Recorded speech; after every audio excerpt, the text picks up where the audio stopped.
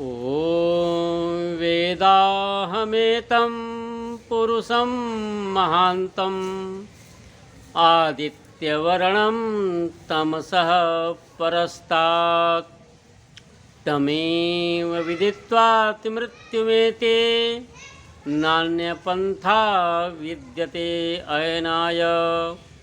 ओम शांति शांति शांति ओम। मित्रों, आज हम कट्टरता के ऊपर बात करेंगे। बहुत से सज्जन जो विचारक भी हैं, धार्मिक भी हैं, मजहबी भी हैं, समाज में धर्म का प्रचार करते हैं, लेकिन हम देखते हैं कि बात बात पर कहते हैं कि हम बड़े कट्टर हैं, हम कट्टर सनातनी हैं, कट्टर आर्य समाजी हैं, कट्टर मुस्लिम हैं, कट्टर ईसाई हैं, कट्टर यहूदी हैं, कट्टर हैं। आइए आज हम इस पर गंभीरता से विचार करते हैं कि कट्टरता हमें क्या देती है, कट्टरता क्या सिखाती है। देखिए, प्रायः ऐसी बात वही कहता है जो अपने को कट्टर कहता है। निश्चित रूप से उसके अंदर धार्मिकता, करुणा, दया, प्रेम, आपसी भाईचारा, सौहार्द नहीं होता है, या होता है तो बहुत कम होता है। उसके अंदर संकीर्णता, ईर्ष्या, द्वेष, क्रोध ज़्यादा होता है। वही व्यक्ति कहता है कि मैं कट्टर हूँ। क्या हमारा शास्त्र और हमारे ऋषि मुनि जो हमारे पथ प्रदर्शक हैं, मार्गदर्शक हैं, वे हमें कट्टरता सिखाते हैं? देखिए, हम ऋषि मुनियों को देखते हैं, उन्होंने 16 संस्कार बनाए। 16 संस्कारों में एक नामकरण संस्कार है कि अगर बच्चा पुल्लिंग है, पुरुष है, तो उसका नाम इस प्रकार का होना चाहिए, स्त्री है तो नाम इस प्रकार का होना चाहिए। स्त्री के लिए बताया विषम अक्षर, यानी 3, 5, 7 अक्षरों का नाम हो। पुरुष के लिए बताया कि समाक्षर हो, जैसे 2, 4, 6 अक्षर वाले नाम हो। और कहा कि इन मनुस्मृति में अन्य भी जो शास्त्र हैं जिसमें संस्कारों की चर्चा है, उसमें ये चर्चा है। और महर्षि दयानंद सरस्वती ने सत्यार्थ प्रकाश में भी और संस्कार विधि में भी ये चर्चा की है। महर्षि दयानंद सरस्वती ने उन शास्त्रों का हवाला दे करके, उद्धरण दे करके उन्होंने बताया है और कहा कि इस प्रकार के नाम नहीं होने चाहिए। पुरुषों के लिए कहा कि वर्ग का जो अक्षर हैं, देवनागरी लिपि के अक्षर हैं, जैसे क वर्ग, क वर्ग का पहला अक्षर और दूसरा अक्षर नहीं होना चाहिए नाम में, पुरुष के नाम में। जैसे क और ख, च और छ, प और फ, ट और ठ नहीं होने चाहिए। लेकिन हम देखते हैं कि क्या ऋषि मुनि कट्टर थे? देखिए, कहा कि स्त्रियों का नाम विषमाक्षर हो, पुरुषों का नाम समाक्षर हो। हम देखते हैं कि प्राचीन काल में बहुत से महिलाओं का और सभ्य शिक्षित कुलीन महिलाओं का नाम भी समाक्षर में है, जैसे सीता जी, गार्गी आदि ये उदाहरण मिलते हैं। यहाँ उल्लंघन हुआ है, यानी कट्टरता नहीं दिखाई गई। इसी प्रकार से ऋषियों के नाम में बताया कि वर्ग का पहला दूसरा अक्षर न हो, यानी क और ख न हो, प और फ न हो। लेकिन देख लीजिए पतंजलि, पाणिनि, यहाँ प अक्षर है पहले, फिर उसके बाद कपिल ऋषि, कणाद ऋषि, ये सारे ऋषियों ने नामों का उल्लंघन किया है। और पुरुष का नाम समाक्षर हो तो कड़ाद यहाँ 3 अक्षर है, कपिल यहाँ भी 3 अक्षर है। तो इस तरह से देखते हैं कि हमारे शास्त्र कट्टरता नहीं सिखाते और संस्कारों में वेदारंभ संस्कार होता है तो वहाँ पर बताया गया है कि जब वेदारंभ संस्कार हो या उपनयन संस्कार हो तो उसमें कि ब्राह्मण क्षत्रिय वैश्य इस चीज़ का व्रत रख करके ये जो पवित्र संस्कार करें, लेकिन शूद्र के लिए कहीं चर्चा नहीं है। फिर उसके उसी प्रकार से लाठी की बात, ये ब्राह्मण क्षत्रिय वैश्य के छात्र इस प्रकार की लाठी जाए, शूद्र की चर्चा नहीं है। लेकिन फिर भी महर्षि दयानंद सरस्वती ने और आर्य समाज के गुरुकुलों ने इसको नहीं अपनाया और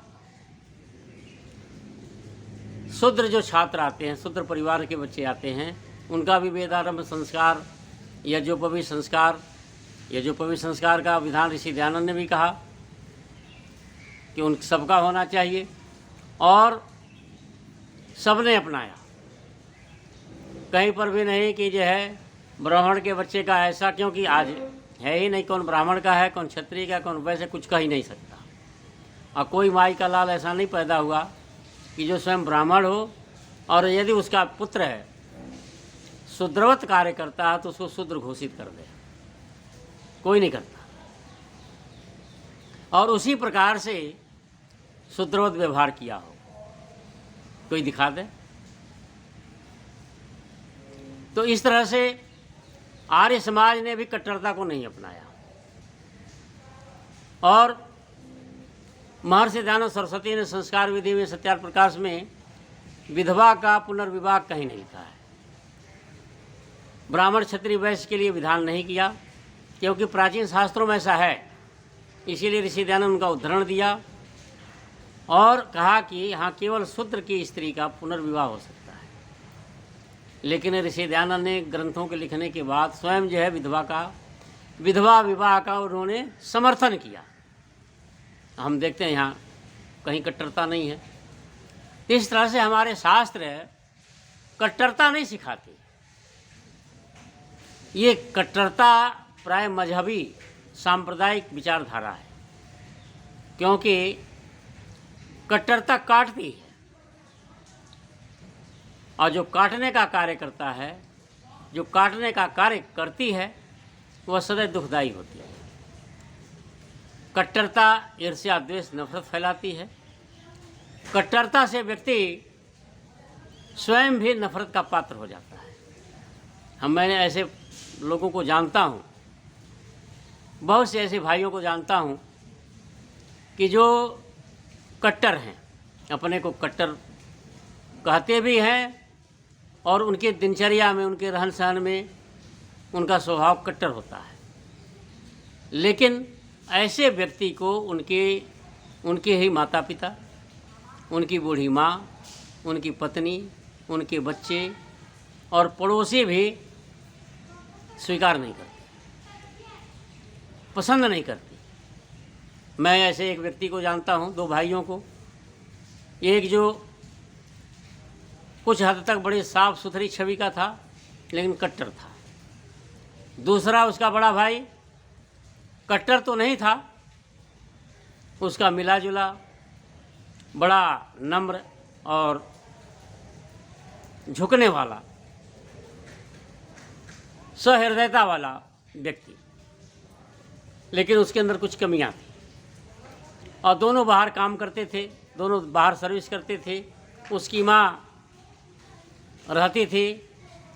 तो जो कट्टर था वह यदि 2 महीने न आए तो उसकी माँ जो है नहीं रोती थी। और जो कट्टर नहीं था, दयालु प्रकृति का था, समन्वयवादी था, यदि वह 15-20 दिन न आए तो उसकी माँ जो है रोने लगती थी। और आता जो समन्वयवादी था, सरल प्रकृति का था, सहृदयता जिसके अंदर थी, यानी इंसानियत, मानवता थी, करुणा दया प्रेम था, उसको 15-20 दिन अगर उसकी माँ नहीं मिलती तो माँ जो दुखी हो जाती। इसी प्रकार से ऐसे व्यक्ति के बच्चे भी जो बहुत कट्टर होता है, क्योंकि उसका दांत कटाकट करता है और ऐसा लगता है कि स्वयं अपने आत्मा को भी काट लेगा और सबको काट लेगा, और निश्चित रूप से वो काटता ही है। कट्टरता काटने से बनी है, और किसको काटती है?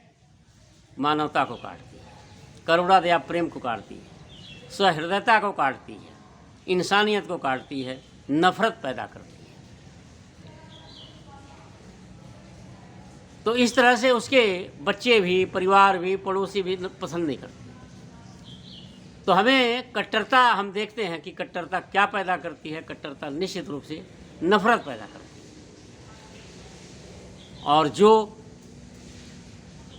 प्राय करके जो धार्मिक होते हैं, जिसके अंदर करुणा दया प्रेम होगा, अहिंसा, सत्यवादिता, सहृदयता होगी, मानवतावादी जो होता है वह कट्टर नहीं होता है। वह समन्वय कर लेता है, झुक जाता है हर बात पर। और हमारे जितने भी महापुरुष हुए हैं अधिकतर कट्टर नहीं थे। कट्टरता ये संकीर्णता का द्योतक है, जिसकी सोच छोटी होती है, जो कुएं का मेढक होता है, जो जातियों में बटा होता है, समुदाय में बटा होता है, मजहबी विचारधारा का होता है, सदैव जो है गुस्से में होता है, जिसके अंदर क्रोध भरा होता है, ईर्ष्या द्वेष नफरत भरी होती है, वही कट्टर होता है। और जिसके अंदर करुणा दया प्रेम, मानवता, सहृदयता, सांप्रदायिक सौहार्द होता है, उसके अंदर कट्टरता नहीं होती है, उसके अंदर मानवता होती है, और लोग उसी को पसंद करते हैं। तो मेरे मित्रों, कट्टरता बहुत ही घातक चीज़ है। जो बंधु कहते हैं हम तो कट्टर हैं, निश्चित रूप से आप देख लो, इतिहास उठाकर देख लो, ऐसे लोगों का परीक्षण करके देख लो कि जितने लोग इस प्रकार के होंगे जो कट्टर बोलते हैं अपने को, निश्चित रूप से वो काटते ही हैं। चाहे अपने परिवार को काटते हों, चाहे पड़ोसी को काटते हों, हर जगह काटते हैं, यानी वाणी से काटते हैं, और आगे चल कर के जो है तलवार से काटते हैं। तो कट्टरता मेरे मित्रों बहुत घातक चीज़ है, नफरत के योग्य है। हमें कट्टरता से नफरत करनी चाहिए, न कि मानव से नफरत करनी चाहिए। कट्टरता, और हमारे ऋषि मुनि संत महात्मा देखो, प्राचीन काल में हमारे दर्शनों में खंडन मिलता है। क्षणिकवाद का न्याय दर्शन में खंडन मिलता है, योग दर्शन में खंडन मिलता है। जो बौद्ध विचारधारा, जो क्षणिकवाद है, ये हमारे दर्शनों में खंडन मिलता है, लेकिन कहीं कट्टरता नहीं मिलती, कहीं कट्टरता जो परिलक्षित नहीं होती है कि कट्टरता थी, या लोग ऐसे से नफरत करते थे, ईर्ष्या द्वेष करते थे। और आप देख लें, और भी जितने भी बुद्धिजीवी होते हैं, समाजसेवी होते हैं, वैज्ञानिक होते हैं, शिक्षाविद होते हैं, वे कट्टर नहीं होते। कट्टर कौन होता है? जिसकी सोच छोटी होती है, जो कुएं का मेढक होता है, जिसके विचार घटिया होते हैं, जो स्वयं जो है लोग जिससे दूर भागते हैं, ऐसे व्यक्ति कट्टर होते हैं। तो कट्टर जो व्यक्ति होता है, निश्चित रूप से धीरे धीरे समाज से कटता जाता है, क्योंकि वो काटता है तो स्वयं भी वो कटने लगता है, और जब स्वयं कटने लगता है तो एक समय ऐसा आता है वह अत्यंत दुखी होता है। जैसे औरंगजेब का आप इतिहास उठाकर देख लें। औरंगजेब कट्टर था, कट्टर मुस्लिम था, कट्टरता को पालता था, कट्टरता का व्यवहार सर्वत्र करता था, काटता था। लेकिन धीरे धीरे आप देखें, जैसे जैसे वह वृद्ध होता गया, उम्र बढ़ती गई, लोग जो उससे कटते चले गए। एक समय ऐसा आया सब लोग कट गए, क्योंकि वो कट्टर था। तो मेरे मित्रों, कट्टरता जो है सदैव काटती है। वह दूसरों को दुख तो देती ही है, और कट्टर व्यक्ति को भी दुख देती है। इसीलिए कट्टरता बहुत घातक चीज़ है। हमें कट्टर नहीं होना चाहिए, हमें सौहार्द अपनाना चाहिए, हमारे अंदर उदारता होनी चाहिए, हमारे अंदर ईर्ष्या द्वेष नहीं होना चाहिए, नफरत नहीं होना चाहिए, हमें करुणा दया प्रेम को अपनाना चाहिए। देखो जितने भी महापुरुष हुए हैं, चाहे भगवान बुद्ध हों, भगवान महावीर हों, कबीर साहब हों, नानक जी महाराज हों, महर्षि दयानंद सरस्वती हों, महात्मा गांधी हों, स्वामी विवेकानंद जी हों, ये सभी महापुरुष कट्टरता को तिलांजलि दे चुके थे। इनके जीवन में कट्टरता नहीं थी। यह जो है मानवतावादी थी और मानवता का ही उपदेश देते थे, मानवता का प्रसार हो यही चाहते थे। हमें मेरे मित्रों, यदि स्वयं सुखी होना है, समाज में सुख शांति चाहिए, विश्व में सुख शांति चाहिए, तो कट्टरता का विरोध होना चाहिए, कट्टरता को तिलांजलि देनी चाहिए। नहीं तो समाज में अभी नफरत फैलेगी, कटते कटते समाज कटेगा, समाज कटेगा, देश कटेगा, विश्व कटेगा और कट्टर व्यक्ति स्वयं कटेगा। और जब स्वयं कटेगा अत्यंत दुखी होगा। इसलिए मेरे मित्रों, कट्टरता दुख का कारण है, कट्टरता नफरत का कारण है, कट्टरता इससे ईर्ष्या द्वेष का कारण है, कट्टरता नाश का कारण है, कट्टरता जो है काटती है। इति